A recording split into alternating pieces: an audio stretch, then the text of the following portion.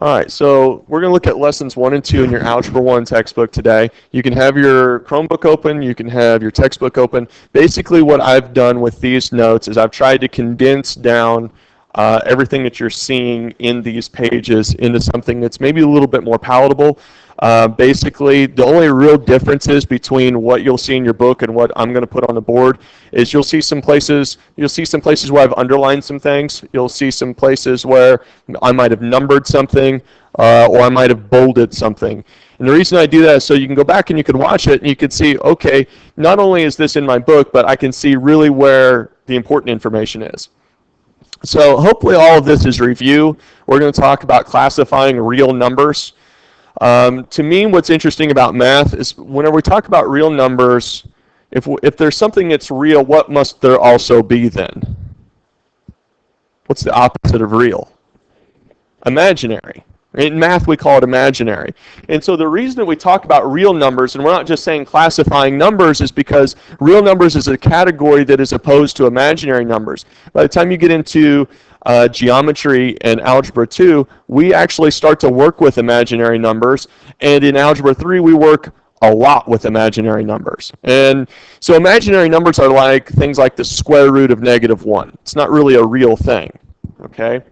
So, but we're going to talk just about real numbers. We're not going to go into imaginary stuff because that gets all kind of complex and, really funky to think about. But a real number is a set. A set is a collection of objects. Okay? This class is a collection of students. Okay? And I could count you and come up with a set. Each object in the set is called an element.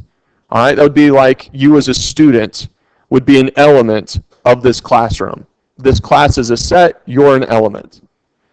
A set is written by enclosing the elements within braces. Okay, not parentheses, but braces. And you'll see some of those here in a little bit. And there are 3 types of sets. All right, there's an empty set, which means that would be like if you were to come in while I was at lunch and look through the window.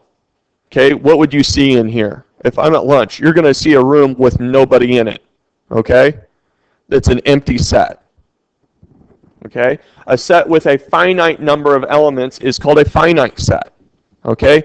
What we have in here is a finite set, okay? There's a limit, okay? One way of looking at a finite set, if we're looking at the illustration of this room, is that there's only so many chairs. So there's only so many elements or only so many students that this room can hold. Does that make sense? All right, and then there's an infinite set. An infinite set has an infinite number of elements. Let's say we took this, instead of being in a classroom, and we went to outer space. All right, how many stars is there room for in outer space? Foreseeably, maybe an infinite set of stars, right? Okay, so that would be an infinite set. But we're talking about numbers, so, let's talk about even numbers. How many even numbers are there? Give me a set of even numbers. How far could we go? What's that? It's an infinite set, right? Because we could just keep going and going and going, both negative and positive, right? When we could come up with even numbers.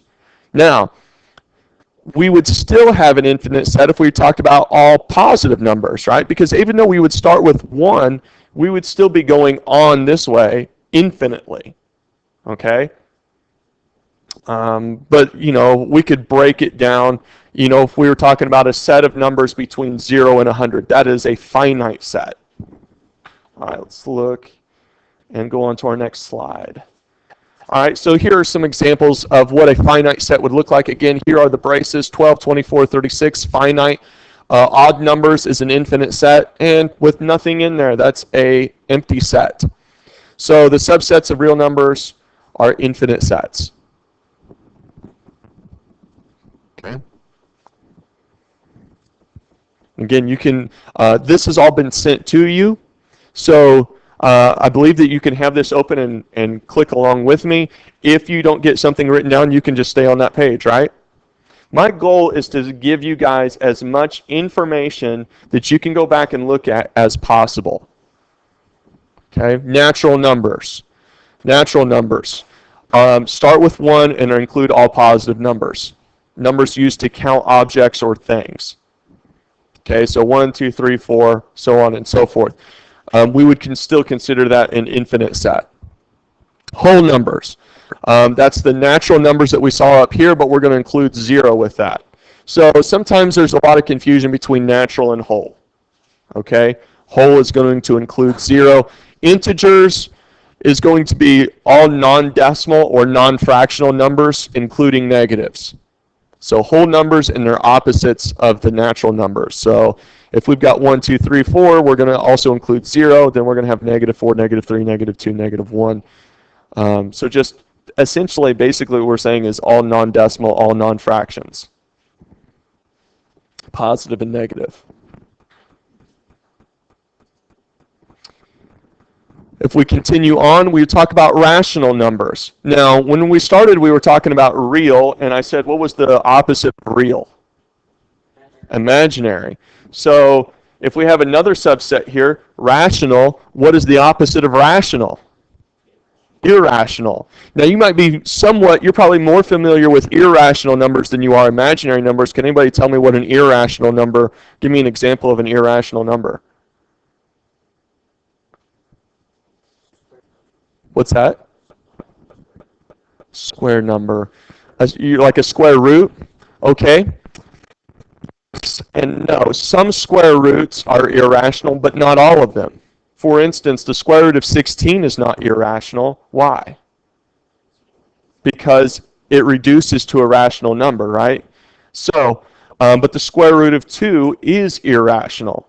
If I was to plug in the square root of 2 into my graphing calculator and hit enter, I'd get a decimal of like 1.7 something.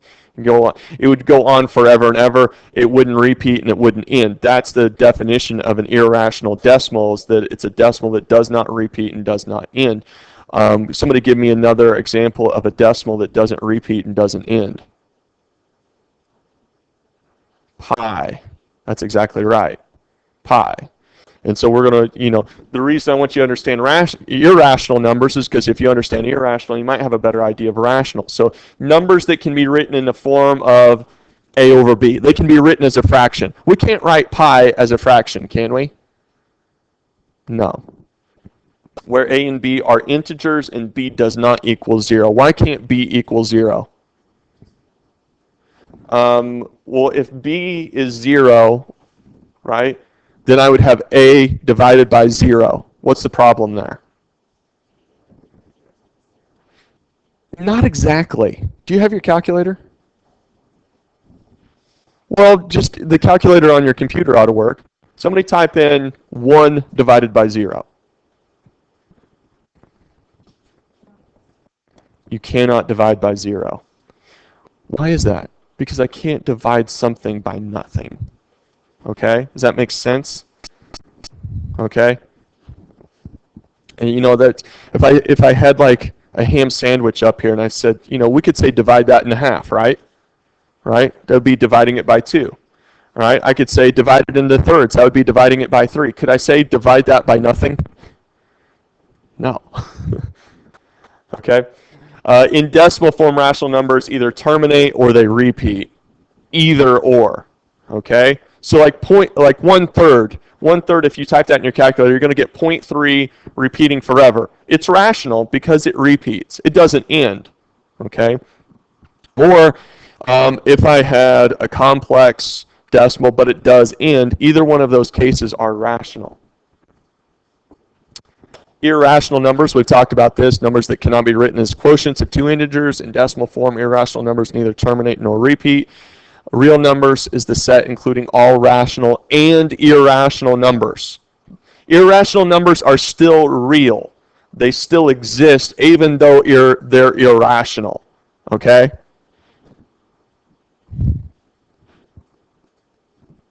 So this is a pretty good chart to look at if you want to understand it. All of this is real.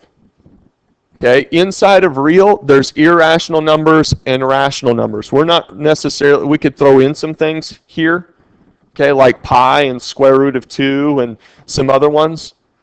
But then we have rational numbers. Inside of rational numbers, we've had integers. Inside of integers, we have whole numbers. Inside of whole numbers, we have natural numbers.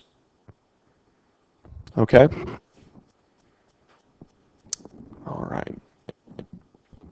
So the further up you go, the more numbers that you actually include. The intersection, this stuff, it gets a little interesting, but the intersection of sets. So if we're talking about, let's say we wanted to include two sets. One set included all even numbers, okay, and another set included natural numbers, okay. We would come up with another set where they intersect, and we would call this, intersection A and B. Okay, and then we have a union. So an intersection, it includes everything that's included in both. Okay, but a union is one is either in one or the other, not in both. So there's a difference between or and, between intersection and union. Okay? All right. A set of numbers has closure or is closed under a given operation if the outcome of the operation on any two members of the set is also a member of the set. Hopefully that'll make more sense as we go on. The sum of any two natural numbers is also a natural number.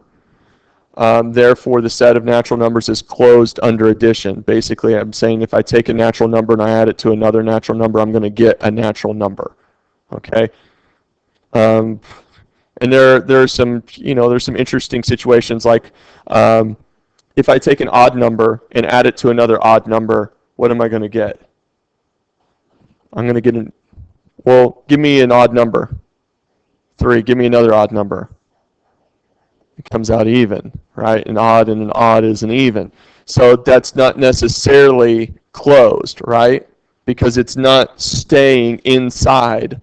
It's not staying inside of odd, okay?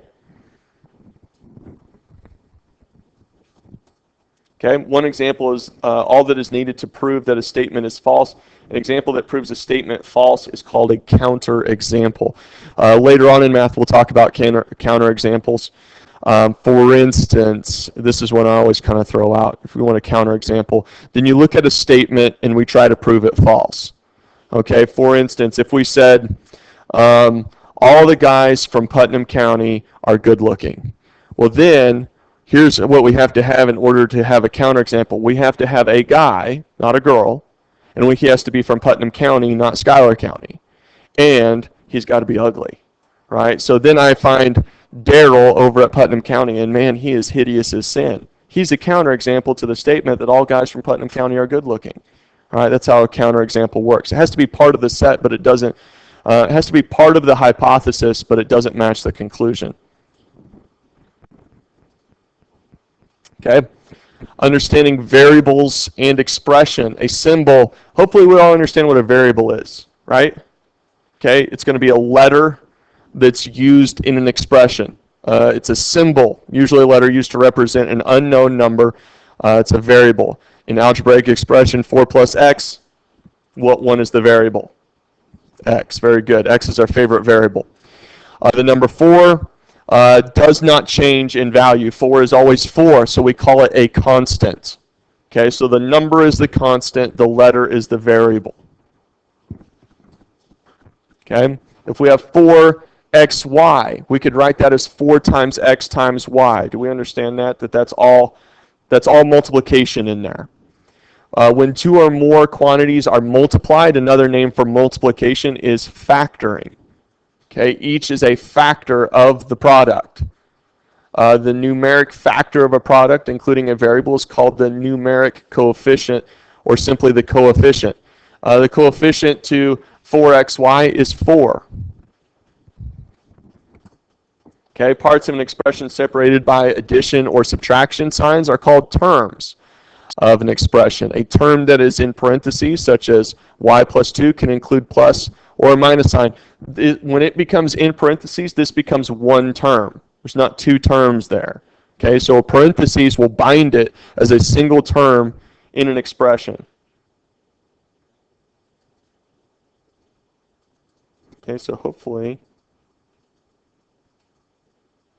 I got through everything. Maybe I didn't. Yeah, we got through variables and expressions, so yeah, I think we kind of covered everything. Another good chart to look at is on page 8 in your textbook, and you'll see the difference between one term, two terms, three terms, and more. All right, from here, let's look at this. Okay. So this is where we're going to look at some examples. And again, you have this. You can pull this up. You can look at it. And what I've done for you with this is say we run out of time, is that if you scroll all the way down to the bottom of this document, you will find the answer key. Okay, meaning that you can keep this to study from, right? You can go back down and study, try to figure it out. Did I get it right? No? Okay, I need something else here. So let's talk about rational numbers. Rational numbers. Can you tell me, is A rational? Why is it irrational? What's wrong with it? I'm dividing by 0. Good. Okay. Is C rational? No, why not? It's a never-ending decimal. Very good. Is D rational? Why is it irrational? D, yeah. And I believe 60, here's one rule. I've not seen this printed in a book, so if I find out that I'm wrong, I'll try to tell you. But what I have found is that the square root of any prime number is irrational. Okay, so the square root of 2 is irrational, the square root of 3 is irrational, the square root of 5, and I believe 67 is prime. And so because you're talking about the square root of a prime number, it's going to come out in your calculator as an irrational or never-ending, never-repeating decimal.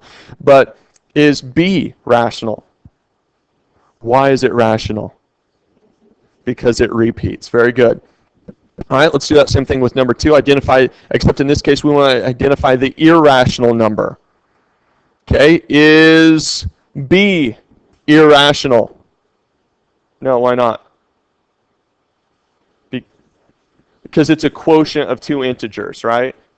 Also, if we looked at that, plug that in your calculator and tell me what kind of decimal you get. It repeats. Okay, so it's got a repeating pattern to it. What about C, 0.43? Is that irrational? No, it ends, right? What about negative square root of 144? It's negative 12, which is a what? What do we call, what is negative 12 in terms of a set? It's an integer, right? I think that fits in as an integer. I want to go back and look. Actually, let's see. Yeah, it's an integer. Very good. All right, so that leaves me with just one thing. Is 91 prime? Yeah, it's the square root of a prime number, so it's going to be irrational. Does it work that? This is where I always use my calculator to double check, though. I want to see, because I might be wrong.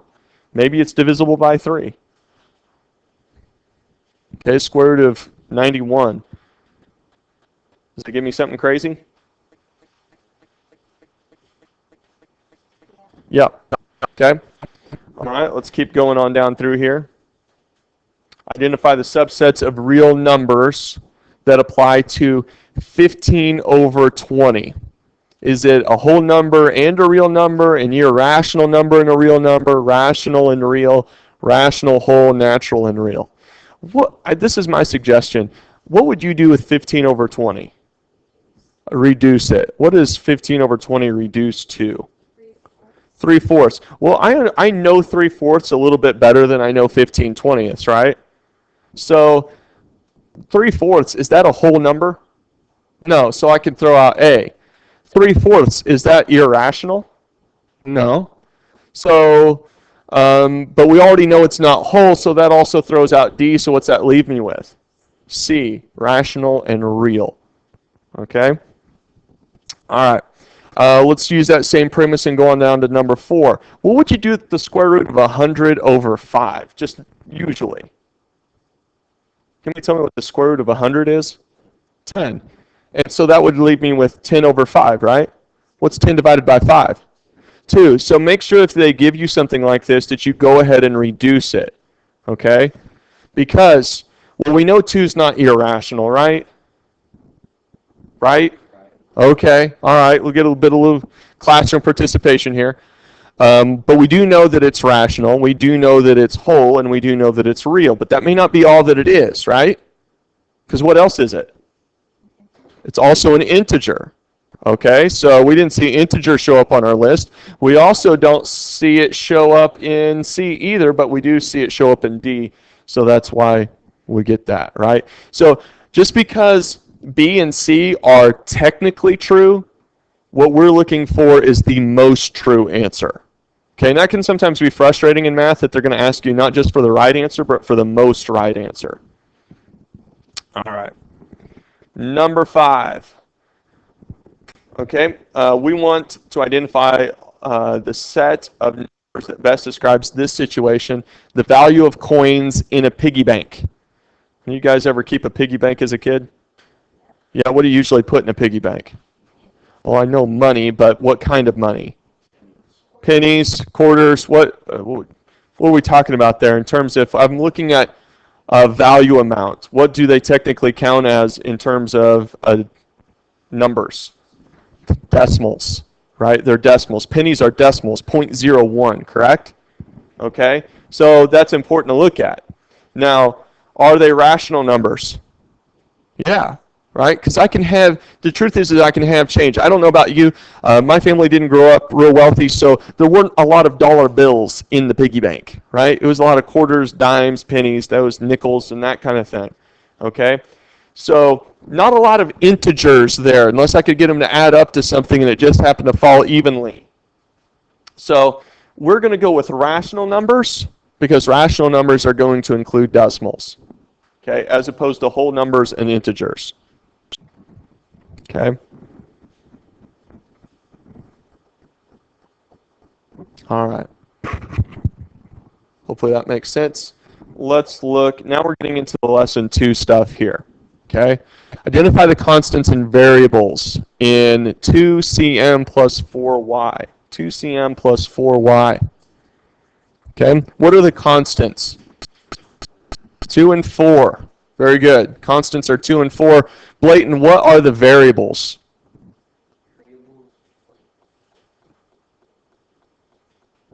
We're on 6. What are the variables of 2cm plus 4y?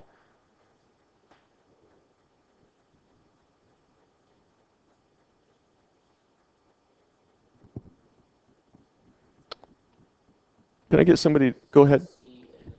Cm and y, that's exactly right. Very good. Okay, because variables show themselves most commonly as what? Letters. All right? Constants are going to be your numbers. Right? All right?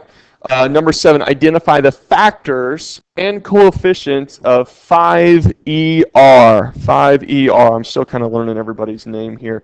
Caden, what are the factors of 5ER? E and R?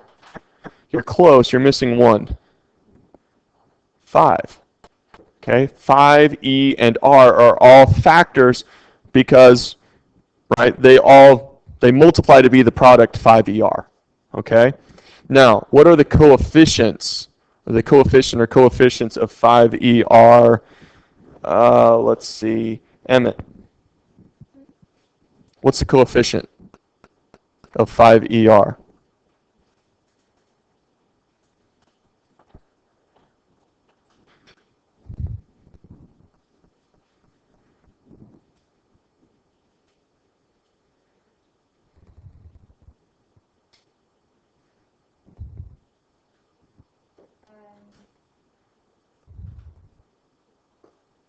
Five. 5 is correct. Okay? It's going to be the number that is associated with the factor or the factors. Okay, number 8. A pizza restaurant charges $13 plus $3 for an extra large topping. Topping is my T. So basically what they're saying is that the base price of the pizza is $13 plus $3 for every topping after that. And that's how you'd write that equation. Okay? We want to find the number of terms in the expression and identify the constants and the variables. How many terms are there, Anthony? In the equation, 13 plus 3t, how many terms are there? No, not quite. Go over to page 8, see if that'll help you out.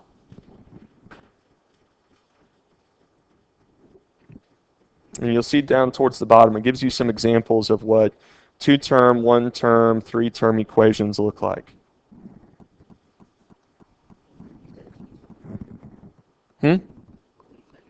I said, how many terms are there in the equation 13 plus 3t?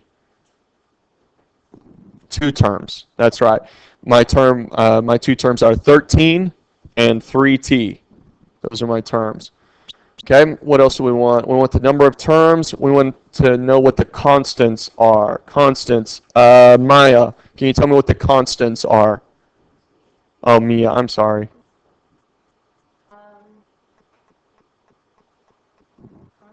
The constants.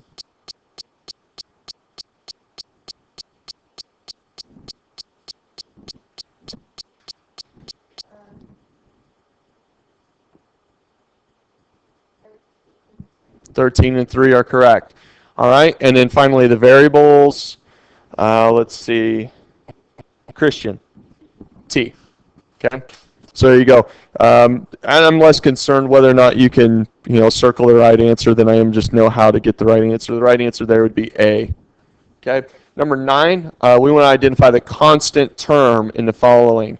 7x to the 4th plus 5x plus 6. What is the constant term? It's part of the equation that is constant. Let's see. Jeremy. 6. 6 is the constant term. It has no variable. Okay, so it's not going to change based upon the variable. Okay? All right. So although we might have constants, what we'll see is something there constant. All right. 10, this is getting into more and more stuff here. I'll tell you what I'm going to do, though, is that we are going to, let's see. We'll go through this fairly quick. 1/2 is rational, and it is real, but it's not an integer. It's not a whole number. It's not any of those things, so it's just rational and real. Number 11, identify the set of numbers that best describes that situation. Amount of a bill, including tip at a restaurant. Well, that's going to be rational and real because if I'm writing out a tip or I'm leaving a tip at the table, could I also include change? So I could also include a decimal. So the only way to put that under the biggest umbrella is just to say that it's rational and real. The area of a circular skating rink when the radius is a rational number. A circular skating rink is a circle, and in order to find the area of it, can we tell me what the formula for the area of a circle is? Pi r squared.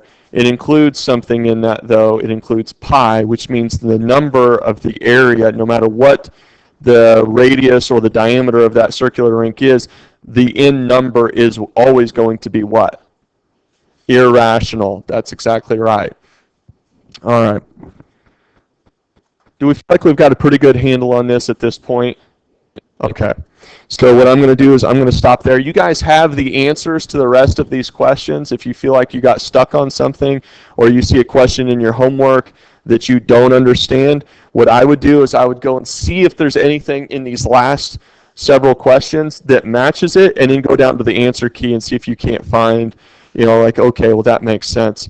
The other thing I want to tell you is that you guys can contact me through the classroom. You guys can email me. One of the nice things about the ebook is I think you can highlight and you can also screenshot. So, if it gets to be tonight and you don't know how to do letter C on something, you can highlight that question, screenshot it, email it to me, and say, hey, Mr. Wilcox, I'm struggling with C on this lesson. Oh, you can't take you're going to have to use your textbook. Sorry. Just do it on. Well, you're going to have to do your homework on paper anyway. You won't be able to do your homework on the Chromebook. Okay, it'll all be pencil paper in terms of the homework, but everything I send you will be electronic. Okay, does that make sense? Yeah, you'd have a really hard time doing some of your homework on the Chromebook. All right, so you guys know how to contact me. You guys need my email address. I think even if you just typed in Wilcox, I'm going to be the email that pops up if you want to go send an email. So contact me. I'll try to get back to you as soon as I can. Hopefully this evening if you have a problem. All right, well, I'm going to hit stop on this.